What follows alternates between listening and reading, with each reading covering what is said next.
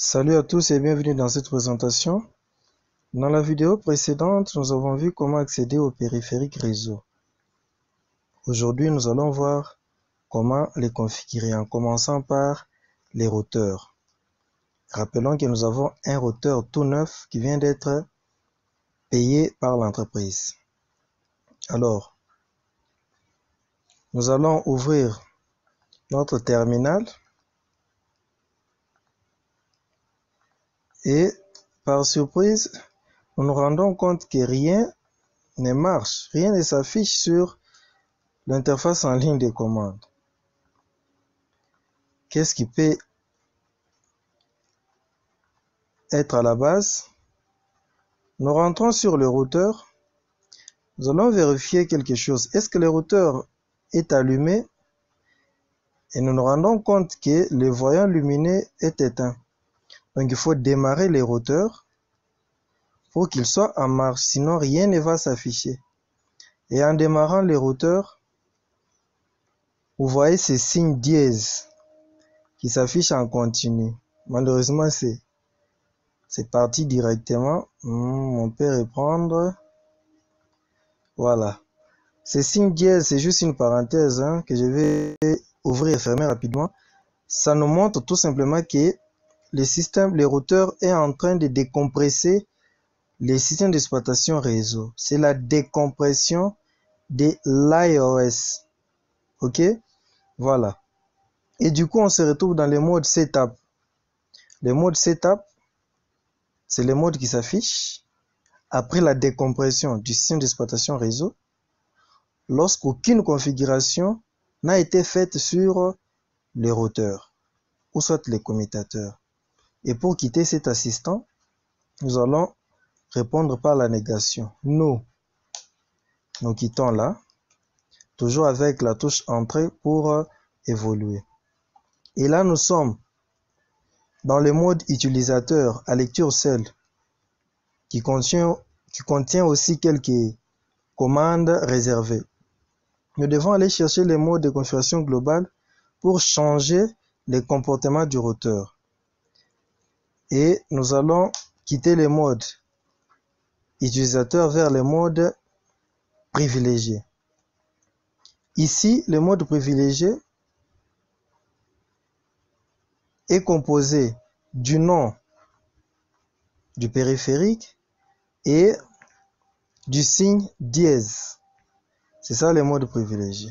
Après le mode privilégié, nous devons aller au mode supérieur, le mode de configuration globale. Nous devons taper juste la commande configure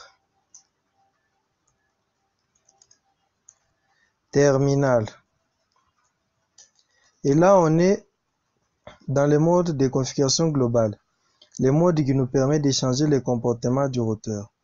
Nous allons lui attribuer un nom en tapant d'abord la commande hostname espace.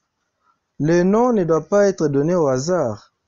Le nom doit situer les périphériques dans les réseaux. Le périphérique bien sûr peut être dans un rack de niveau 2 dans les bâtiments tels. Ça dépend de votre topologie réseau.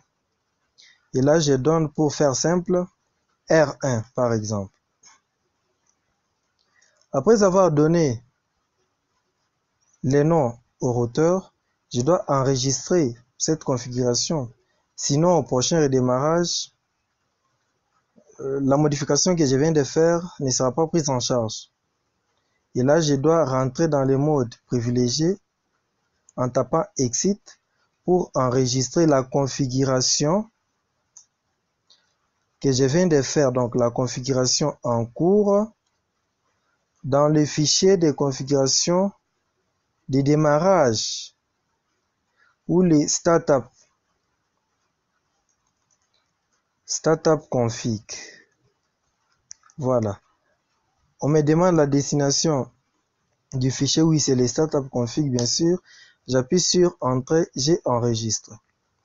Je peux faire simple, ce que je mets seulement WR, ce qui veut dire Write Memory. Directement, j'ai enregistré. Ici, par mégarde, je tape une commande dont j'ignore et qui n'est même pas reconnu par les signes d'exploitation réseau du routeur. Ça va prendre un bout de temps pour qu'on puisse m'afficher une invite afin que je poursuive la configuration. Vous voyez que là, rien ne marche. Tout simplement, on dit au routeur d'interpréter un code d'une commande qu'il ne connaît pas. Et c'est la recherche DNS qui est en train de se faire. C'est que les routeurs tentent de résoudre ces noms, cette commande qu'on a tapée en adresse IP et ça ne marche pas. Pour interrompre ça, vous qui avez les claviers AZERTY, faites la combinaison des touches CTRL SHIFT 9 et directement on a interrompu. Mais c'est pas fini, je peux reprendre encore par mégarde la même chose. Je fais CTRL SHIFT 9 et c'est parti. Pour interrompre ça, nous allons dans le mode de configuration globale. Nous tapons la commande no IP domain lookup. C'est qu'on dit au routeur de ne plus jamais essayer de traduire une commande qu'il ne connaît pas. Je vais rentrer dans le mode privilégié avec la commande exit. J'essaie de retaper la même bêtise et là directement je ne suis pas bloqué à ce niveau. Tout ça grâce à la commande no IP domain lookup que j'ai tapé dans le mode de configuration globale. J'ai fait write memory, j'ai enregistré. Autre chose, c'est ce qui concerne la sécurité.